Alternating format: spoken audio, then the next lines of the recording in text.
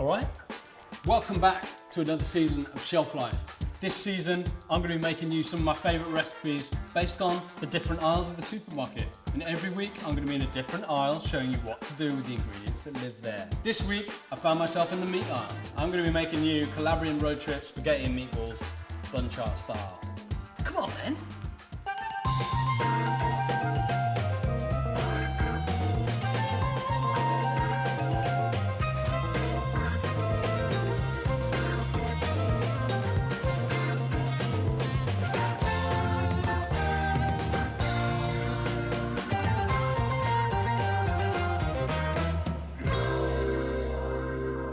Right, so what was there in the meat aisle? We had some amazing beef mince, we had some pork mince. Here I've got some andouille, which I'm going to show you an amazing sauce with. And I've got some spaghettini, okay? Not from the meat aisle, but from the supermarket. So the first thing we're going to have to do is we're going to put a tomato sauce on, and we're going to be finishing our meatballs in that. I'm going to show you the meatballs in a minute. Chill out, but first up, I'm just going to blend whole plum tomatoes. You definitely don't want it super smooth like those cartons that you can buy. Cool, that is it. That's all you need to do. And then that goes straight in the pot.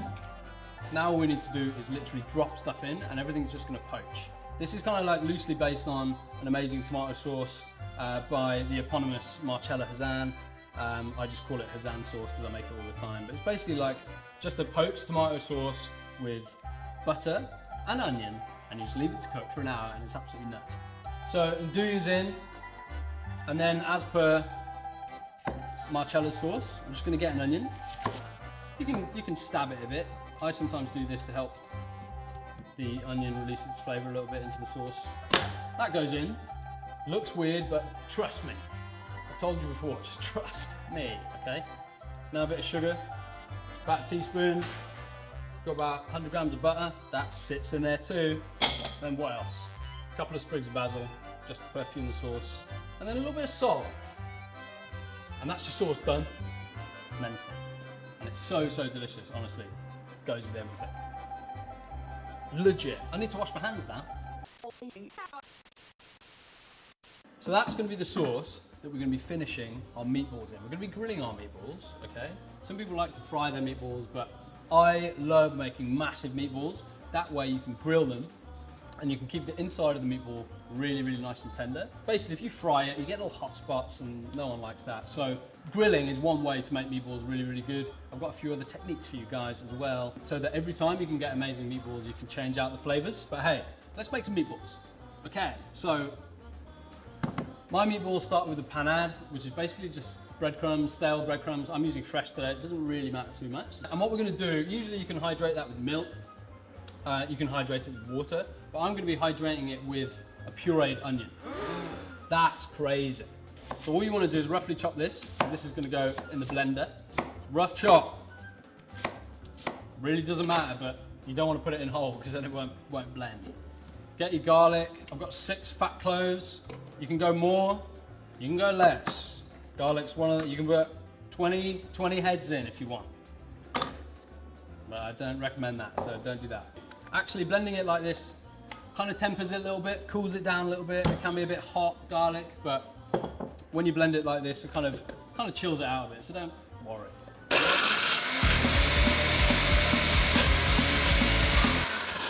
Oh yeah!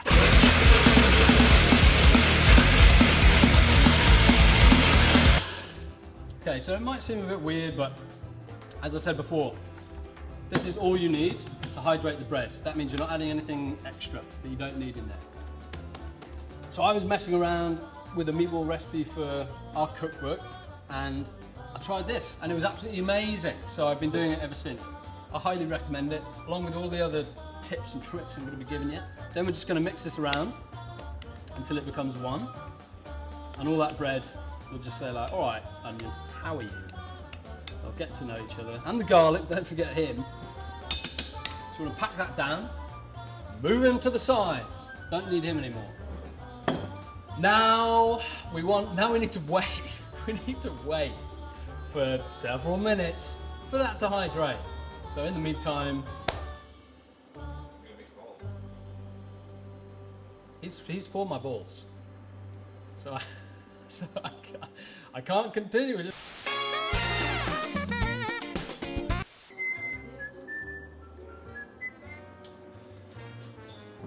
Cheers, bro. Should we continue? Yeah, you good? So we should we do this? Or? This is the second tip on how to make really good meatballs, okay? You wanna make like a really tasty, delicious seasoned base featuring egg, 2 large, if you're asking. And we're gonna be adding seasoning to this base, and we're gonna be adding a little bit of the meat. Here I've got some Italian 5-spice. This is just a blend of spices that are commonly featured in Italian cooking, but you might not have seen them all together very frequently. So we've got cinnamon, we've got fennel seed, we've got clove, nutmeg, and we've got black peppercorn. In that goes, we've got a tablespoon and a half of flaked sea salt. Now we're gonna be adding 1/3 of the meat, 1/3 of the pork, and 1/3 of the beef. Delicious aged beef mince. If you can do, get your butcher to grind the meat for you fresh, because it tends to hold up a little bit better, and then you can control the texture of your meatballs. Or indeed any recipe that features ground meat or meats, right? That sounds so gross in my ears.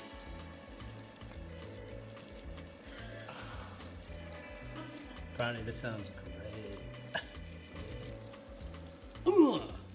Okay, so now I've got like a wet, pasty mix that looks super weird. Is add the rest of your meat. I'm just using one hand here. It's all you need. You don't need to get both hands involved.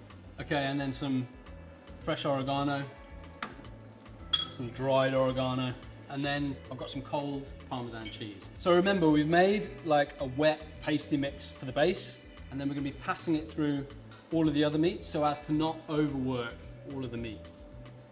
Right, that's it. That's what you're looking for. Right?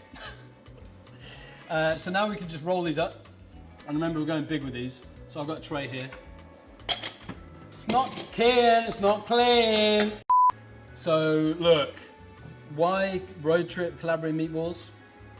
I mean, you can probably guess, but earlier this year, like many of us out there, and look, I'm not special. We all had intentions to go traveling, we all had intentions to go on holiday. Maybe we didn't, but I for one had a road trip booked in the south of Italy from Puglia to Sicily, and I always wanted to visit Calabria, the home of andouille sausage.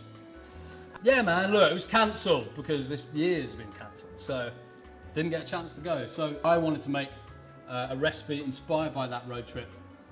But instead of ending up in Sicily, we're going to be ending up much further east in Vietnam. We're going to be inspired by bun char, which is a really cool Vietnamese dish that I love to eat. It's often referred to as like Vietnamese spaghetti meatballs. It's vermicelli with grilled pork meatballs, and it's served with lots of fresh stuff in the bowl. And that's kind of how we're going to be serving our spaghetti meatballs today, and it's going to be absolutely nuts good. So just watch this until the end, and then you'll find out what we do. If you've got any leftover mix, there's a really cool thing that you can do, which I'm going to be showing you next. And I'm not sure how it's going to go because I've only made it once, but it's going to be fun. All right, that's meatballs done. These guys are ready to go into the grill, and then they're going to be finishing in the sauce. I'm going to wait for my sauce, then I'm going to grill my meatballs. But in the meantime, have a look at this.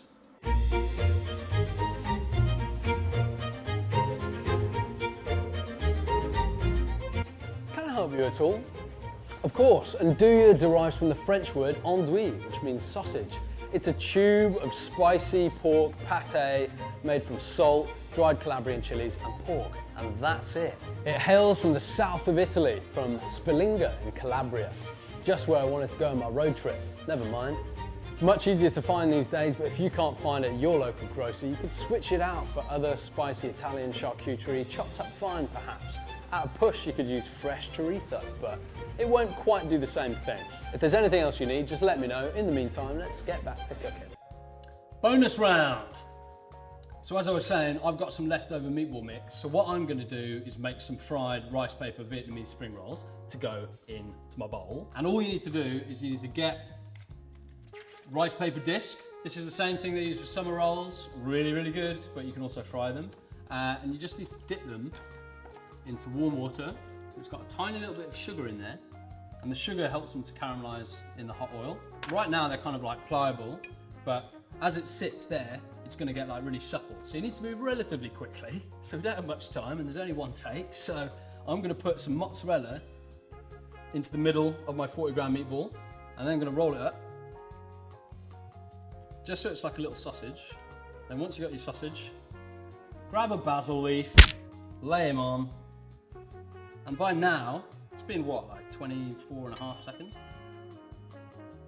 The rice paper will be good to roll. You want to turn it one revolution and keep it quite tight, kind of like you're making sushi, and then you want to pinch it at each end, kind of like you're making ravioli, in order to get the air bubbles out, and then fold, and then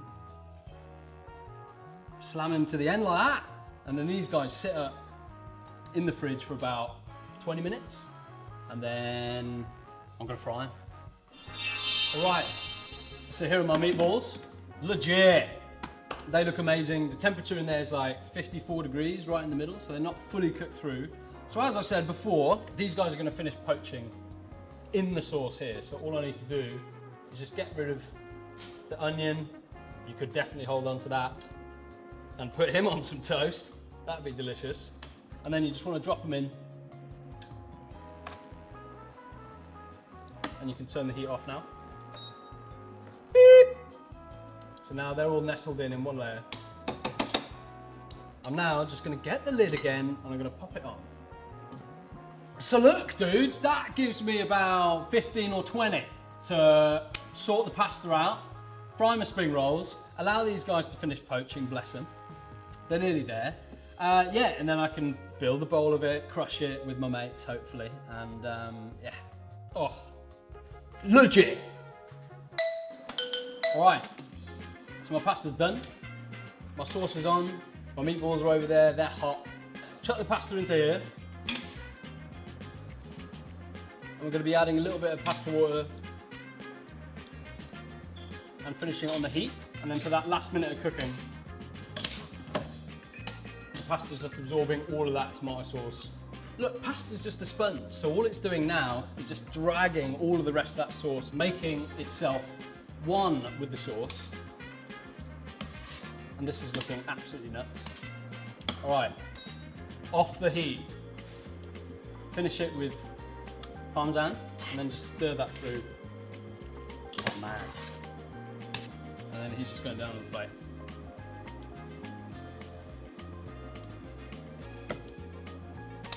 And then head back to your meatballs and then dot them around.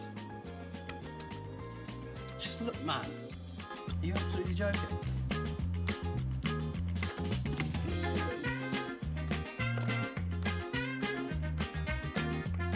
Just to remind you that there's a Parmesan in it.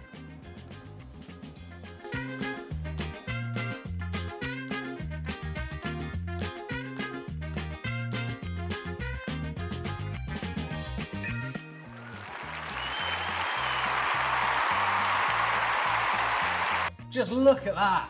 That's insane. That on its own, fantastic. But with all the bunchar garnish, you're never gonna look back, I'm telling you. It's absolutely wicked. Eat it. So I'm just gonna sort myself out a portion. Chuck down a bunch of the andouille spaghetti and nestle in one of the beautifully soft, spiced meatballs. Then you want like a big bunch of herbs. Try and bruise them in your hand. I've gone with basil and mint. Mint's really interesting in Italian cooking. Pickled Calabrian chilies and a bunch of toasted pine nuts crushed to mimic that. Amazing peanut, fresh radicchio dressed in a little bit of lemon. And then lastly, we're going down with our amazing spring roll, man.